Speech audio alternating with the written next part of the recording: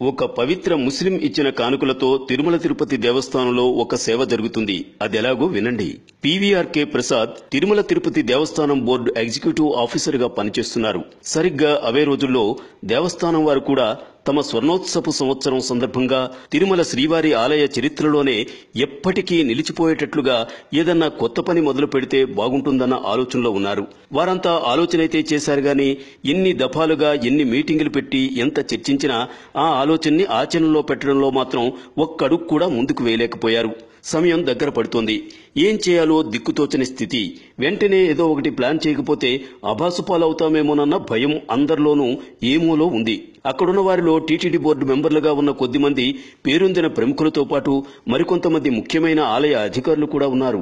అప్పుడక్కడ వేడిగా వాడిగా చర్చ జరుగుతోంది. చర్చ అయితే జరుగుతోంది కానీ తమ స్వర్ణోత్సవ సంవత్సరం సందర్భంగా స్వామివారికి కొత్తగా ఏం చేస్తే బాగుంటుంది అన్న విషయంలో మాత్రం అక్కడున్న పెద్దలు ఒక పర్ఫెక్ట్ అవగాహనకు రాలేకపోతున్నారు. సమయం గడుస్తున్న కొద్దీ ఈవో పీవీఆర్కే ప్రసాద్లో అసహనం. ఆయనకు క్లియర్ గా అర్థం. సరిగ్గా అదే సమయంలో తలుపు తోసుకుని ఆఫీస్ అటెండర్ మెల్లగా ప్రసాద్ దగ్గరకు వచ్చాడు. అసలే చిరాగ్గా ఉన్న ప్రసాద్ టైంలో వచ్చిన ఆ అటెండర్ ని చూస్తూ ఏంటయ్యా అని మరింత చిరాకు పడిపోతూ అడిగారు. కంగారు పడ్డ ఆ అటెండర్ తన నోటికి చెయ్యి అడ్డం పెట్టుకుంటూ ఆయన ముందు కొంగి, సార్, మిమ్మల్ని కలవటం కోసం గుంటూరు నుండి ఎవరో భక్తుడు వచ్చాడు అని మెల్లగా చెప్పాడు. చిర్రెత్తుకొచ్చింది ప్రసాద్కి. ఎవరయ్యా అతను? ఇప్పుడింత అర్జెంటుగా మీటింగ్లో ఉంటే నన్ను డిస్టర్బ్ చేసి మరీ చెప్పాల్సినంత అవసరం వచ్చింది. కాసేపు ఉండమను. మరి కాస్త చిరాకు పడిపోతూ అన్నారు ప్రసాద్. చెప్పాను సార్, కానీ ఏదో అర్జెంటుగా మీతో మాట్లాడాలట. అతని పేరు షేక్ మస్తాన్ అని చెప్తున్నాడు. కొద్దిగా భయపడుతూ చెప్పాడు అటెండర్. షేక్ మస్తాన్నా అని ముందు కాస్త ఆశ్చర్యపోయినా, ఎవరో ముస్లిం భక్తుడు ఏదో రికమెండేషన్ లెటర్తో వచ్చి ఉంటాడు. మా వాళ్ళు నా దగ్గరికి పంపించుంటారు. మళ్లీ బయటకు పోవడం ఎందుకు? ఏదో 2 నిమిషాలు ఇక్కడే మాట్లాడి పంపించేస్తే సరిపోతుంది కదా అని మనసులో అనుకుంటూ, సర్లేవయ్యా ఇక్కడికే రమ్మను అని అటెండర్తో చెప్పి పంపించేశారు ప్రసాద్.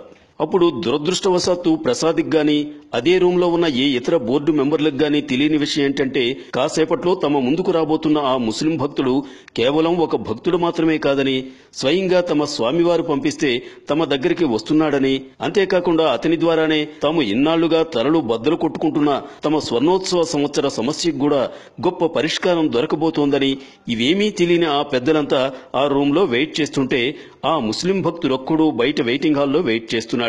సరిగ్గా అప్పుడే అటెండర్ బయటకొచ్చి ఆ ముస్లిం భక్తుడి దగ్గరికెళ్లి చెప్పాడు, సార్, మా సార్ మిమ్మల్ని రమ్మంటున్నారు అని. అప్పటిదాకా తను కూర్చున్న చెక్క కుర్చీలోంచి లేచి ఆ అటెండర్ కి థ్యాంక్స్ చెప్తూ ఆ ముస్లిం భక్తుడు ఒక్కో అడుగు వేసుకుంటూ బోర్డు రూంలోకి మెల్లగా నడుచుకుంటూ వెళ్లాడు. వెళ్తూనే 2 చేతులు జోడించి అక్కడున్న వారందరికీ ఎంతో వినమ్రంగా నమస్కారం చేసి ఆ తర్వాత మెల్లగా ప్రసాద్ వైపు తిరిగి ఇలా చెప్పడం మొదలుపెట్టాడు. అయ్యా, నా పేరు షేక్ మస్తాన్. మాది గుంటూరు జిల్లా. మాది చాలా పెద్ద కుటుంబం. అన్నదమ్ములందరం కలిసి ఉమ్మడిగా ఒకే ఇంట్లో ఉంటాం. మా కుటుంబానికి అక్కడ ఓ చిన్నపాటి వ్యాపారం ఉంది. ఎన్నో తరాలుగా మేమంతా స్వామివారి భక్తులం. మా తాత ముత్తాతల కాలం నుండి కూడా మా కుటుంబం సభ్యులమంతా చిన్నపిల్లలతో సహా ఒక పద్ధతి ప్రకారం పొద్దున్నే లేచి స్వామివారి ముందు నిలబడి శ్రీ వెంకటేశ్వర సుప్రభాతం పఠిస్తాం. అట్లాగే ఏమాత్రం తప్పులు పోకుండా శ్రీ వెంకటేశ్వర ప్రపత్తి మంగళ శాసనం కూడా పఠిస్తాం. నా మటుకు నేను శ్రీనివాస గద్యం మొత్తం పొల్లుపోకుండా అప్పచెప్పగలను. తరతరాలుగా మా ఇంట్లో మరో ఆచారం కూడా ఉంది. అదేంటంటే, మేమంతా కలిసి ప్రతి మంగళవారం పొద్దున్నే లేచి మా పెరట్లో పూచే రకరకాల పూలతో స్వామివారి 108 నామాలు ఒక్కొక్కటిగా పఠిస్తూ ఒక్కో నామానికి ఒక్కో పువ్వు చొప్పున సమర్పిస్తూ శ్రీ స్వామివారికి అష్టోత్తర శతనామ పూజ చేస్తాం.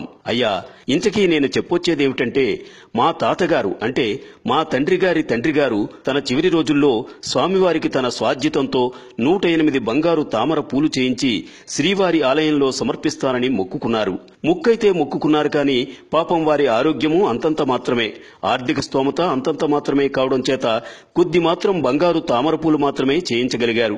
ఆ తరువాత తండ్రి గారి మొక్కు తీర్చే బాధ్యత తనది కూడా అవుతుంది కాబట్టి మా తండ్రి గారు కూడా ఎంతో భక్తి శ్రద్ధలతో ఒక్కో రూపాయి కూడబెట్టి మరికొన్ని బంగారు పూలు చేయించారు. అంత కష్టపడి చివరిక మొక్కు తీర్చకుండానే మా తండ్రి గారు కూడా వారి తండ్రి గారిలాగానే తమ చివరి రోజుల్లో ఎంతో బాధపడుతూ స్వామివారి పాదాల్లో ఐక్యమైపోయారు. మరి మా తాతగారి తండ్రి గారిది మొక్కు తీర్చాల్సిన బాధ్యత ఇంటికి పెద్ద కొడుకుగా నా మీద కూడా ఉంటుంది కాబట్టి నా ఆర్థిక పరిస్థితి కూడా పెద్దగా సహకరించకపోయినా నేను కూడా ఎంతో కష్టపడి నా వంతు ప్రయత్నంగా ఆ మిగతా బంగారు పూలు కూడా పూర్తి చేయించాను. ఈ మధ్యనే కరెక్టుగా 108 పూల లెక్క పూర్తయింది. ఎంతో భక్తితో అవి స్వామివారికి సమర్పించాలని మా కుటుంబ సభ్యులమంతా మొత్తం 54 మందిమి కలిసి ఇందాకే కాలిబాటన కొండెక్కి పైకి చేరుకున్నాం అంటూ కాసేపాగి అందరి వైపు ఒక్క నిమిషం తదేకంగా చూశాడు షేక్ మస్తాన్. ఆ తర్వాత మెల్లిగా అసలు విషయం బయటపెట్టాడు. అయ్యా, ఇప్పటికే మీ అమూల్యమైన సమయం చాలా తీసుకున్నాను. కానీ చివరగా పెద్దలందరికీ నాదొక చిన్న విన్నపం. 3 తరాలుగా మా కుటుంబ సభ్యులంతా ఎంతో శ్రమపడి ఈ బంగారు తామర పూలు చేయించాం. ఈ ఒక్కోటి 23 గ్రాములు బరువుంటాయి. కాదనకుండా మీరు వాటిని స్వీకరించి ఏదో రూపైన స్వామివారి కైంకర్యంలో ఉపయోగిస్తే మా కుటుంబం మొత్తానికి కూడా గొప్ప సాయం చేసిన వారవుతారు. మా తండ్రి తాతగారి ఆత్మలు కూడా శాంతిస్తాయి. ఇది విన్నవించుకుందామనే మీ దగ్గరకు వచ్చాను. ఇక మీ ఇష్టం, నిర్ణయం మీకే వదిలేస్తున్నాను అంటూ వినమ్రంగా అందరికీ 2 చేతులెత్తి మరోసారి నమస్కారం చేసి అప్పుడు మెల్లగా తన చేతిలో ఉన్న ఒక బరువైన సంచిని తీసి ప్రసాద్ ముందున్న టేబుల్ మీద పెట్టాడు షేక్ మస్తాన్ అనబడే ఆ అతి గొప్ప ముస్లిం భక్తుడు. నిశ్శబ్దం, నిశ్శబ్దం, నిశ్శబ్దం. గుండెలు పిండేసే నిశ్శబ్దం, రాతిని కరిగించే నిశ్శబ్దం, బరువైన నిశ్శబ్దం, గుండె చెరువైన నిశ్శబ్దం, నిర్వేదమైన నిశ్శబ్దం, నిలువెల్లా మనిషిని నివ్వెరపరిచే నిశ్శబ్దం.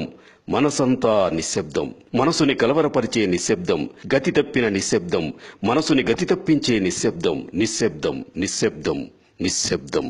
కొన్ని క్షణాల పాటక్కడ ఇంతకంటే వర్ణించటానికి వీలుకాని నిశ్శబ్దం తాండవించింది. అక్కడున్న వారందరూ ఓ మహాశిల్పి చెక్కేసి గదిలో వదిలేసిన మహాత్ముల శిలా విగ్రహాల్లా ఫ్రీజ్ అయిపోయి కూర్చున్నారు.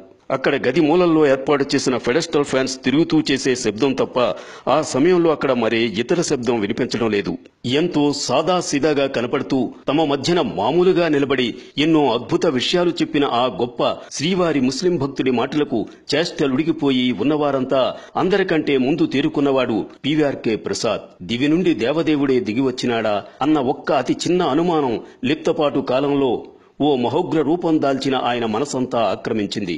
ఉత్తర క్షణం కూడా ఆలస్యం చేయకుండా ఒక్క ఉదుటను లేచి షేక్ మస్తాన్ దగ్గరికి చేరుకున్నారు ప్రసాద్. కళ్ల నుండి ధారగా కన్నీళ్లు కారిపోతుండగా షేక్ మస్తాన్ 2 చేతులు పట్టుకుని ఎంతో ఆత్రతో, మస్తాన్ గారు, మమ్మల్ని దయచేసి క్షమించండి.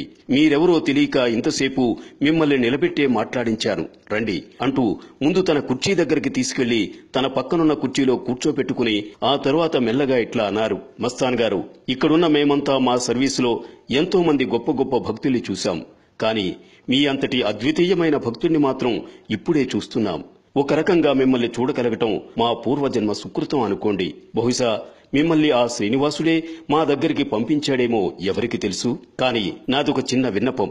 ఈ అమూల్యమైన బంగారు తామర పూలను టీటీడీ తరపున ఒక బాధ్యత కలిగిన ఆఫీసర్గా నేను తప్పకుండా స్వీకరిస్తాను. కానీ వీటిని స్వామివారి సేవలో వెంటనే ఉపయోగిస్తామని మాత్రం ఈ క్షణంలో మీకు మాటివ్వలేను. ఎందుకంటే పేరుకు మేము కూడా శ్రీవారి సేవకులమే అయినా ప్రభుత్వం తరపున బాధ్యతలు నిర్వర్తిస్తున్నాం కాబట్టి మాకు కొన్ని పరిమితులుంటాయి. వాటిని అధిగమించడానికి మాకు చాలానే సమయం పడుతుంది. అయినా సరే ప్రయత్న లోపం లేకుండా నా వంతు కృషి చేసి వీలున్నంత తొందరగా మీ పని పూర్తి చేసి మీకు కబురు పెడతాను.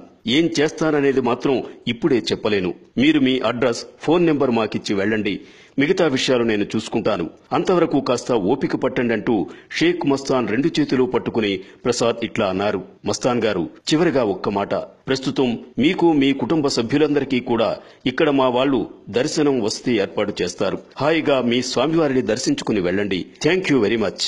ఉపసంహారం ఆ తరువాత పనులన్నీ చకచకా జరిగిపోయాయి. ఇంకో 2-3 మీటింగుల తరువాత చివరికి శ్రీవారికి ఒక కొత్త ఆర్జిత సేవను ప్రవేశపెట్టాలని టీటీడీ బోర్డు ఏకగ్రీవంగా తీర్మానించింది. ఆ సేవలో భాగంగా స్వామివారికి వారానికి ఒకసారి అష్టోత్తర శతనామ పూజ జరపబడుతుంది.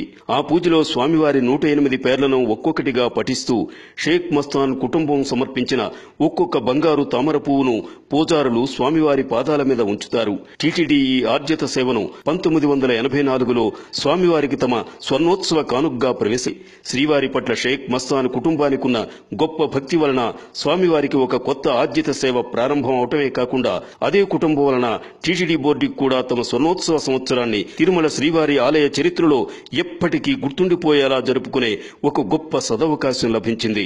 గత 30 సంవత్సరాలకు పైగా ప్రతి మంగళవారం స్వామివారికి జరుపబడే ఈ సేవలో ఇప్పటికీ షేక్ మస్తాన్ ఇచ్చిన బంగారు తామరపూలనే వాడతారు. కాలక్రమేణా ఈ సేవ భక్తుల్లో ఎంతో ప్రాముఖ్యాన్ని సంతరించుకుంది. మొదట్లో ఈ సేవను అష్టదళ స్వర్ణ పద్మపూజ అని పిలిచినా ఇప్పుడది అష్టదళ పాద పద్మారాధన సేవగా మరింత ప్రాముఖ్యాన్ని సంతరించుకుంది. పరమాత్ముని లీలల్లో ఇదొక ఉదాహరణ. Govinda Govinda. Like and subscribe Eagle Movies.